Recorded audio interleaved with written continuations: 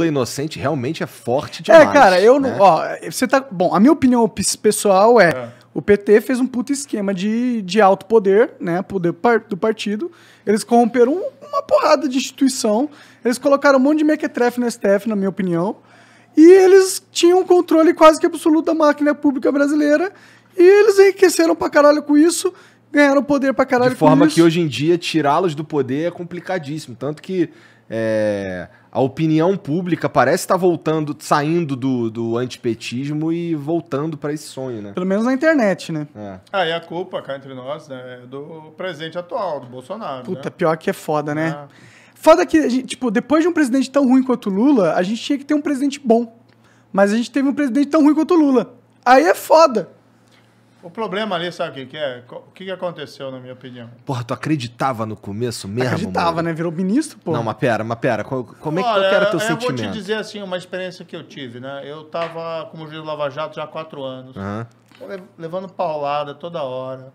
Né? O pessoal fala de crime. Pô, eu tô nessa história de levar pedrada desde 2014. Entendeu? Desde 2014, que a gente começou a enfrentar esse pessoal poderoso, o pessoal vem criando lá história, mentira, e questionando, e falando um monte de bobagem. A gente tem um amigo que trabalhava, ele brincou inclusive que ele trabalhava em cima da tua vara. E aí ele fala, porra, não, o Moro é... Ele falava de você que tu era, porra, quietão, reservadão, resolvia tuas paradas lá, só vivia trabalhando, não sei o quê. É que era o juiz, né, cara? Eu ia pra... Na época, pra você ter uma ideia, eu tive muitos casos interessantes, tá? Eu tive casos envolvendo, por exemplo, Fernandinho Beiramar, quadrilha dele. Eu tive casos envolvendo, uma vez um cara, líder do cartel de Juárez, foi parar lá em Curitiba. Os caras queriam lavar dinheiro de cartel do México lá em Curitiba. Ixi, perigoso isso, e né? eles tinham uma...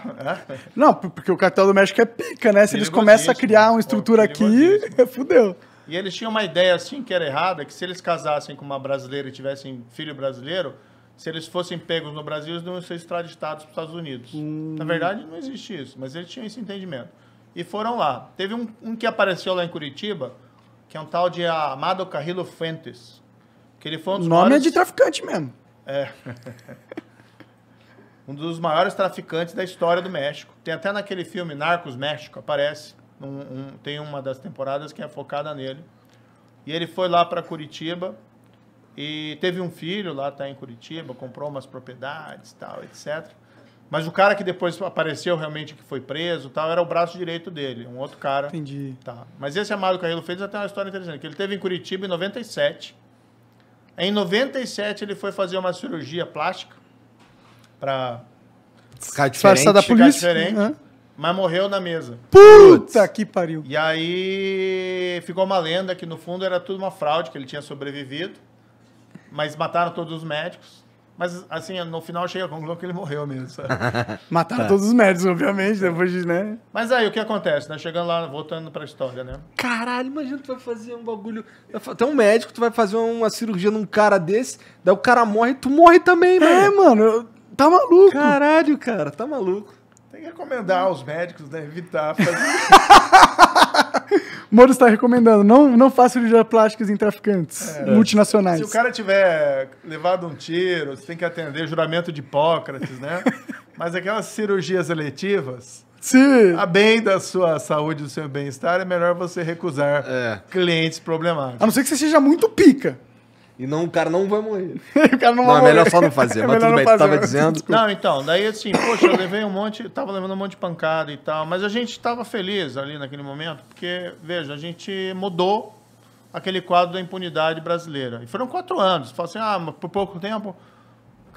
Mas assim, 4 anos... Olha, vou te dizer assim, por exemplo, o Eduardo Cunha, que teve a condenação anulada pelo Supremo por motivo formal, ninguém nunca disse que esses caras são inocentes. Porque não tem como. Mas anularam lá por motivo formal. Mas ficou 4 anos, 3 anos preso. 4, 3, sei lá. Mas vai ter que pagar dinheiro pra esses caras agora? Não, aí é um absurdo, né? Aí tem que...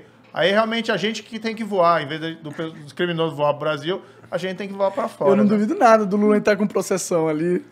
Mas enfim, 2018. Eu tava naquele cenário. Eu tinha conhecido uns juízes italianos da Mãos Limpas. Operação Mãos Limpas foi uma grande operação anticorrupção lá na Itália, no começo da década de 90, ficou famosa. Sim. Eles estiveram no Brasil, 3 deles, né? Davigo, Piercamillo Davigo, Gerardo Colombo e Antônio de Pietro. E todos eles me diziam mais ou menos o seguinte, olha, aquilo foi legal, foi bacana, a gente conseguiu, por um tempo, derrotar a corrupção, e depois o sistema político reagiu. E eu olhava esses caras com aquela semblante de desânimo, sabe? Às vezes ele até se culpando, por será que tivesse feito uma coisa diferente, talvez tivesse mudado a história, né? Mas no fundo eles não, eles não são culpados. Culpados são aqueles que reagiram e que restabeleceram o sistema da corrupção. E eu olhava aquela situação e pensava assim, puxa, eu não quero ser esses caras daqui a 10 anos. E de olhar para trás e ver, pô, Lava Jato foi ótima, mas a corrupção voltou e o sistema de impunidade também voltou. Mas ela deixou de existir? Tipo, durante esses 4 anos? Ah, diminuiu bastante. É que a gente não tem como saber realmente. Né? A Lava Jato, eu não sei se você tá por dentro, até porque tá fora disso daí há um tempo, mas ela ainda atua? Não, agora ela foi eliminada foi extinta pelo atual chefe do Ministério Público, Procurador-Geral da República, o Aras. Né? Foi extinta, que não gosta muito de tu, né? Essa história é bem interessante, cara. Muitos atribuem ao Bolsonaro uma quebra da Lava Jato, como se ele tivesse... Porque ele que pôs o Aras ali, né? Veja só, assim, né? Aí o presidente eleito, que hoje a gente vê o Bolsonaro, mas eleito lá em 2018, tem uma chance de dar certo. Eu pensei, pô, vou tentar evitar que tenha aquela reação. E foi esse meu objetivo. E aceitei. Eu não queria olhar para trás e me arrepender de não ter acolhido essa chance, entendeu? Às vezes você se arrepende mais do que você não faz do que aquilo que você faz. E fui, mas sempre permaneci fiel àquilo que eu acreditava. Agora, de fato, o que a gente foi vendo e essa é a minha interpretação aqui dos fatos dos últimos anos. O pessoal não quer que se combata a corrupção. É aquele fio que nunca acaba. O presidente tem lá investigação, família dele rachadinha. Né? Ele tem medo também que a investigação chegue nele. E daí ele chegou a partir de determinado momento do mandato dele e começou, olha, tem que enfraquecer o combate à corrupção. Como que ele comunicava isso? Porque, não, obviamente, que ele não falava. Se ele falasse isso pra mim... Não, mas como, ele não falava, obviamente. De que forma ele comunicava isso? Como o governo comunicava que era essa direção? Como você percebia que era essa direção que ele estava indo? O primeiro elemento que revelou isso foi quando teve aquela questão do COAF, né? O COAF é um órgão de inteligência de lavagem de dinheiro no Brasil e estava no Ministério da Justiça, no meu braço, alçada, vamos dizer assim, na minha alçada. A gente tinha melhorado o COAF, tinha aumentado o número de pessoas do COAF, isso é demonstrado numericamente, inclusive. E teve um movimento para tirar o COAF do Ministério da Justiça e colocar lá no Ministério da Economia. Ou seja, o COAF não podia ficar comigo. O que não faz nenhum sentido ficar na economia. Você vai dar para a polícia para os caras que tomam conta do dinheiro? Não fazia nenhum sentido tirar de mim, porque o pessoal tinha medo. Porque sabia comigo ali não tinha esquema, não tinha negócio. Então, assim, eu nunca dirigi investigação com o ministro da Justiça. O ministro da Justiça não é o super tira, mas ele dá estrutura e tem que dar independência para o pessoal fazer o trabalho deles. Isso eu fazia. Então, o primeiro sinal foi esse. O governo trabalhou para que o COAF fosse de volta, fosse lá para o Ministério da Economia. Tá? Depois teve uma decisão do Supremo que beneficiou lá o filho do presidente, parou uma investigação, foi uma liminar de um dos ministros. O governo também não queria que a gente... O problema é que essa liminar ela parava todas as investigações de lavagem de dinheiro no país. Né? Parava tudo.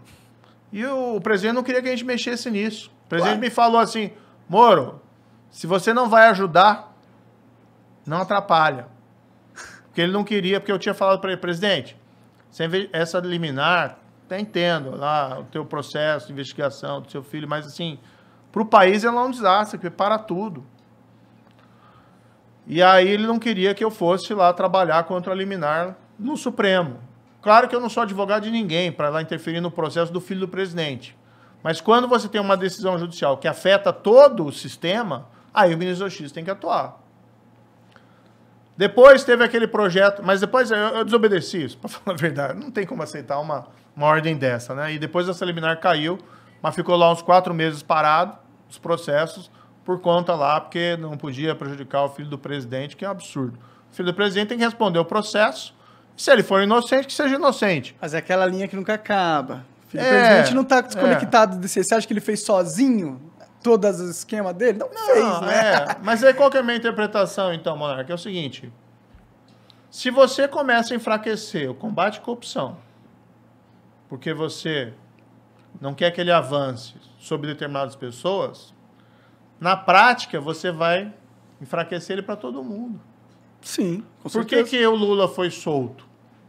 Por que você tem... Hoje ninguém é preso por corrupção no país? Qual que é a última operação que você ouviu falar da Polícia Federal que alguém foi preso por corrupção? Isso acontecia todo dia. Eu sei que tem muitos jovens que assistem o programa de vocês, às vezes não lembram da Lava Jato. Na Lava Jato, todo dia quase tinha operação da PF, autorizada por mim ou por outro juiz. Todo mundo bolado com o japonês da Federal. Que se fudeu depois.